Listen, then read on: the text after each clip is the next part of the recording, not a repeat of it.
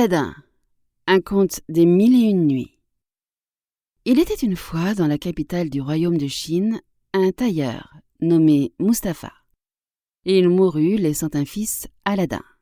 À quelque temps de là, cet enfant jouait sur une place, quand un homme s'arrêta et l'examina un bon moment.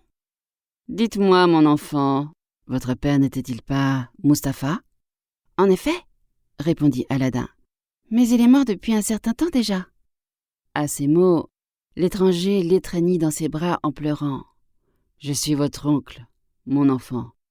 Je voyage depuis de nombreuses années, et j'étais revenu avec l'espérance de le retrouver en bonne santé. » L'étranger qui se prétendait son oncle, et qui en réalité était un magicien venu d'Afrique, pria Aladin de le mener chez sa mère. « Ne vous étonnez pas, lui dit-il, si vous ne m'avez pas connu du vivant de mon frère. Il y a 40 ans que j'ai quitté ce pays. Mais à la fin, le désir m'est venu de revoir ma ville natale et ma famille. » Puis il proposa à son neveu de l'emmener dans la campagne. Ils arrivèrent ainsi dans un petit vallon entre deux collines d'égale hauteur. Le magicien fit un tas de broussailles sèches, y mit le feu et versa dessus un liquide en prononçant de mystérieuses paroles. Aussitôt la terre s'entr'ouvrit, mettant à découvert une grosse pierre carrée, munie en son milieu d'un anneau. « Sachez, dit le magicien à Aladin, que sous cette pierre, un trésor est caché qui vous est destiné. Prononcez le nom de votre père en empoignant l'anneau. La pierre viendra à vous, sans peine. » Aladin y réussit et aperçut un caveau assez profond, avec un escalier conduisant à une porte. « Descendez dans ce caveau, lui ordonna le magicien. Vous arriverez dans une grande salle. Au fond, vous trouverez une porte, donnant accès sur un jardin planté de beaux arbres chargés de fruits. Traversez ce jardin et vous aboutirez à une terrasse, où vous verrez, dans une niche, une lampe allumée. Prenez cette lampe, éteignez-la, videz-la et apportez-la moi. » Puis, il lui passa au doigt un anneau qui devait le protéger. Le jeune homme suivit ses instructions, s'empara de la lampe et, en passant, cueillit quelques-uns de ces fruits qui pendaient aux arbres. Arrivé à l'entrée du caveau, il demanda à son oncle de lui donner la main pour l'aider à monter. « Donnez-moi d'abord la lampe, » lui dit le magicien. « Pas du tout. Je vous la remettrai aussi bien lorsque je serai sorti d'ici. » Cet entêtement mit le magicien dans une rage folle. En effet, s'il connaissait les vertus de la lampe merveilleuse et le lieu où elle se trouvait, il fallait qu'un autre allât la prendre et la lui remît. C'est dans cet unique but qu'il s'était fait passer pour l'oncle d'Aladin.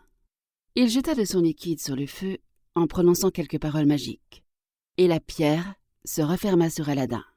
Celui-ci descendit jusqu'au bas du caveau, mais la porte avait disparu.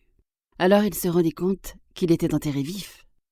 Au bout de 3 jours, sentant ses forces diminuer, il implora Dieu en joignant les mains et ainsi frotta l'anneau que le magicien avait passé à son doigt. Aussitôt, un génie à la figure effroyable lui apparut et dit « Que veux-tu ? Je suis prêt à t'obéir comme ton esclave et l'esclave de tous ceux qui ont l'anneau au doigt. »« Je te prie, » répondit Aladin, « de me faire sortir de ce lieu. » Aussitôt la terre s'entr'ouvrit et Aladin se trouva dehors. Il reprit le chemin de la ville et arriva chez sa mère, qui le croyait perdu. Il lui conta ses aventures et lui montra la lampe et les fruits magnifiques qu'il avait cueillis dans le jardin. Mais ils en firent peu de cas. Ils ne savaient pas que c'étaient des pierres précieuses. Aladin demanda à sa mère de lui servir à manger. Mais comme elle n'avait pas d'argent, il lui proposa d'aller vendre la lampe qu'il avait rapportée. « Elle est bien sale, mon fils, » dit-elle. « On ne vous en donnera pas grand-chose dans cet état. Mais attendez, elle sera vite nettoyée. » Elle avait à peine commencé à la frotter qu'un gigantesque et hideux génie se dressait devant elle, s'écriant « Que veux-tu ? Moi et tous les esclaves de la lampe, nous sommes prêts à t'obéir comme tes esclaves et les esclaves de tous ceux qui ont la lampe à la main. »« Apporte-moi de quoi manger, » répondit-il. « J'ai faim. » Le génie disparut et revint presque immédiatement, portant un grand bassin et 12 plats d'argent chargés d'excellents mets. La mère et le fils dînèrent copieusement. Après quoi, Aladin dit à sa mère « Je me garderai bien de vendre cette lampe, puisque le hasard vous a fait découvrir ses merveilleuses vertus. » Nous espérons que vous avez apprécié cet aperçu. Pour continuer à écouter ce livre audio sur Google Play Livres, utilisez le lien dans la description de la vidéo.